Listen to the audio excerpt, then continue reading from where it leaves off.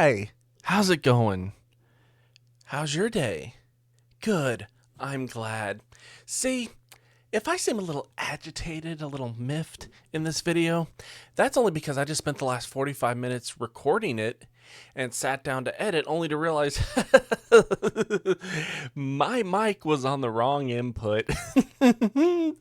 Whoopsie! Ah, the joys of OBS. Any tits. Let's get on with the show, shall we? There are three things that annoy me.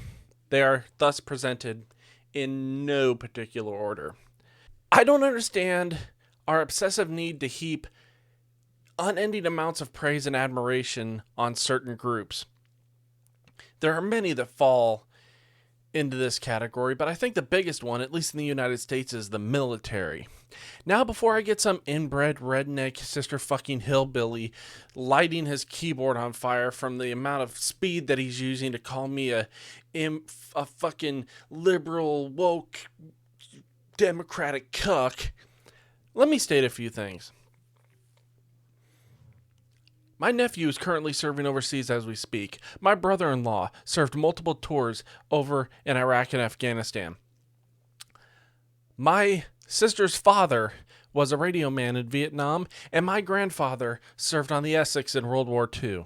I love each and every last one of them and respect and appreciate their sacrifice and just the sheer amount of balls it takes to go through the hell that they've gone through. Okay? I get that. I understand that. And I will love them to the ends of the earth for it. However, I say that because I know them. I know who they are. Just because somebody is in the military does not mean you should fall all over yourself to kiss their ass and just bow down and praise them. Because the thing is, as anybody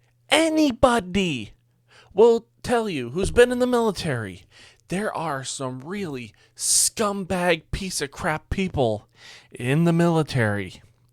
Okay? So just because you see somebody in a uniform does not automatically make them a good person. Guy could be a wife beater. He could be a child molester. He could be a fucking rapist. You know nothing about this motherfucker other than he's in the military.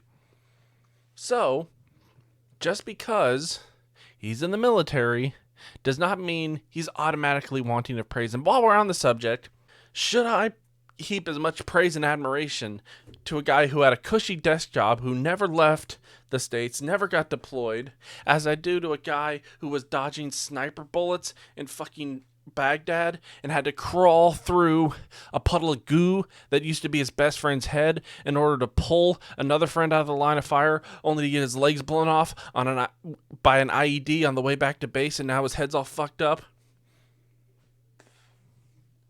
Does that guy deserve as much admiration? Do they deserve equal admiration? No, of course fucking not.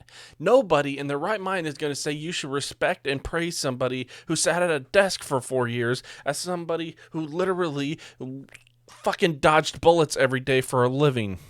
So, to review, just because somebody's in the military doesn't mean they're a good person, and it certainly doesn't mean you should fall all over yourself to bow at their feet and kiss their ass. I don't understand our obsessive need to celebrate the creation of life under any circumstances whatsoever. Okay? You see all these fucking celebrities on Twitter who've decided to fuck their sperm donors and shoot a fucking kid out. And it's like, everybody's like, oh my God, you're just so amazing. You're just so awesome. You're just a rich multimillionaire who will never have to do anything for that kid. You're just going to hire a bunch of fucking people and you're never going to see the Yeah, that's what's going to fucking happen, ladies and gentlemen. You think Rihanna is going to get up at fucking 2 a.m. to feed that kid? Fuck no. She's going to have the best health care, and she's going to have a army of fucking people raising her kid, and she's not going to do shit other than hold him up and say, hey, here's my kid, he matches my blouse. And besides, what about regular people, some Joe Schlo schmub who's having a fucking kid who works at the Piggly Wiggly or some shit. That kid is not going to amount to fucking anything. That kid is going to pump more carbon in the air, going to dump more waste in our rivers, and throw more trash in our landfills. They are going to go to school, get middling to lower grades. They're probably not going to go to college, and if they do, statistically, they're probably going to drop out, and they're going to work a dead-end, underpaid, ungrateful fucking shit job for the rest of their life. They're probably going to get married at some point and repeat the fucking process, and within a couple of generations of them dying, nobody's going to remember they ever fucking existed. Okay? So, here's the recap. Stop celebrating having kids. We need to start encouraging people to not have kids. Okay? We have all these fucking tax breaks for parents who have kids and shit. It's like, oh, you decided to pump another fucking drain on the system out here. Here's more money to increase the fucking drain on the system. Yeah, I didn't have a single fucking kid. Not one. Where's my fucking tax break? Where's my tax break? Where's my thank you for saying, hey, thanks for not having another kid on food stamps or another kid that's on, state-run healthcare or any of that other shit, the things that cost all this money, the ones that the Republicans are always bitching about. They should be falling all over themselves to heap praise on people who don't have kids. But they do the exact opposite because, they're a bunch of hypocritical douche nozzles.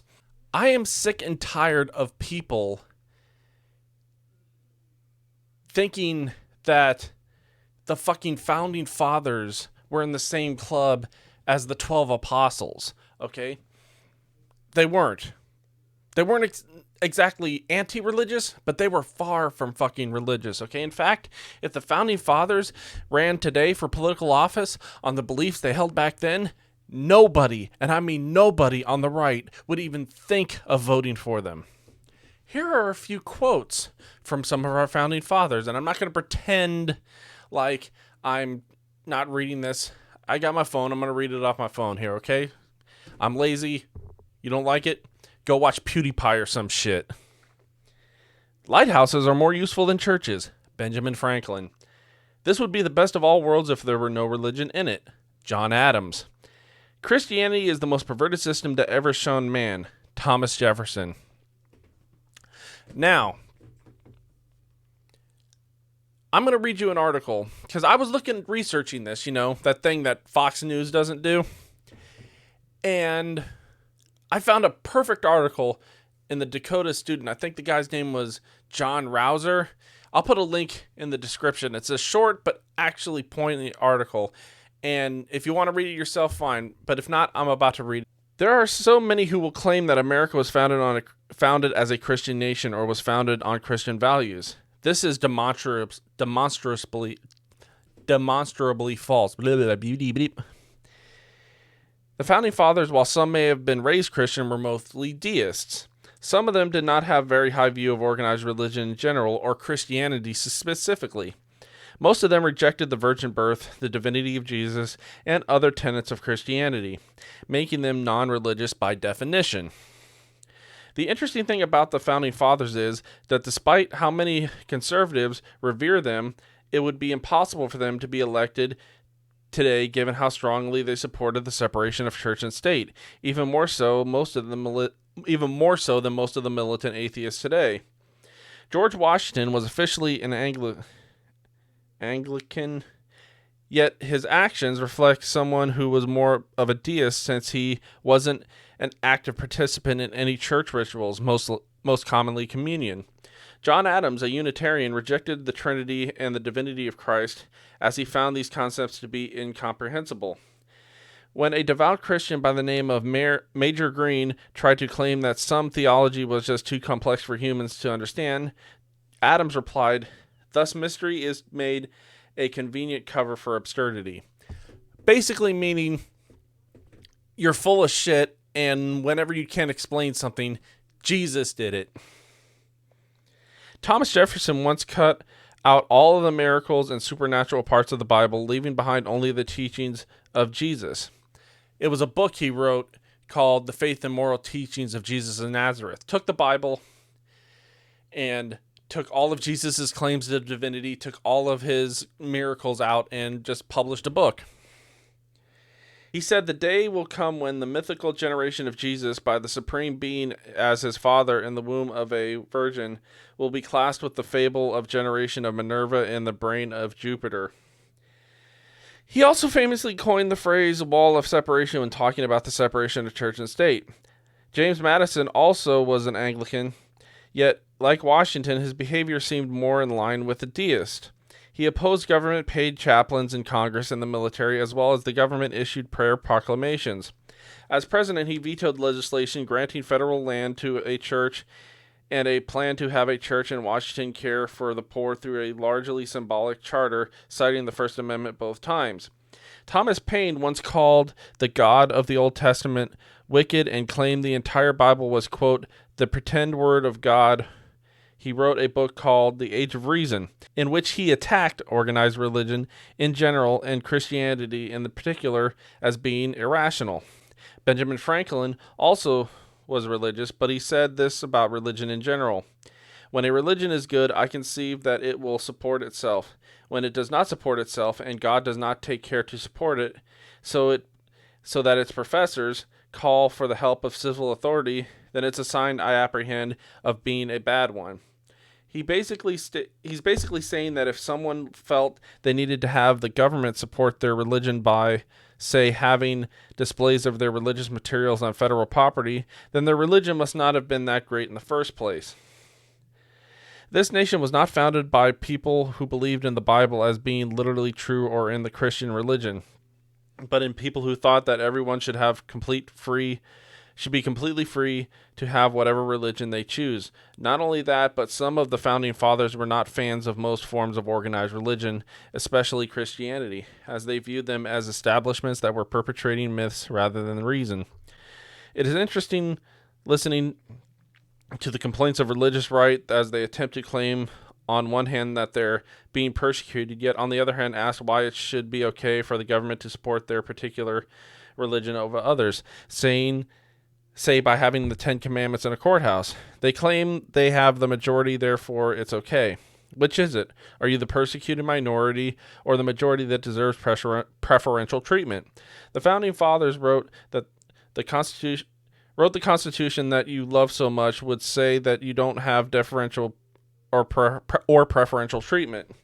Most of the supported separation of church and state with the tenacity that even the ACLU wouldn't even dare to dream of. The next time someone tries to make a claim that America was founded on a Christian nation or on Christian values, tell them to check the Treaty of Tripoli, in which John Adams states, America is not in any sense founded on the Christian religion. It doesn't get any clearer than that.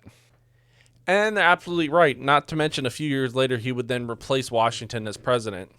So yeah, the Founding Fathers were flawed, yet fucked up statesmen who were anything but devoutly religious and understood that there was a very big difference between being Christian and being American.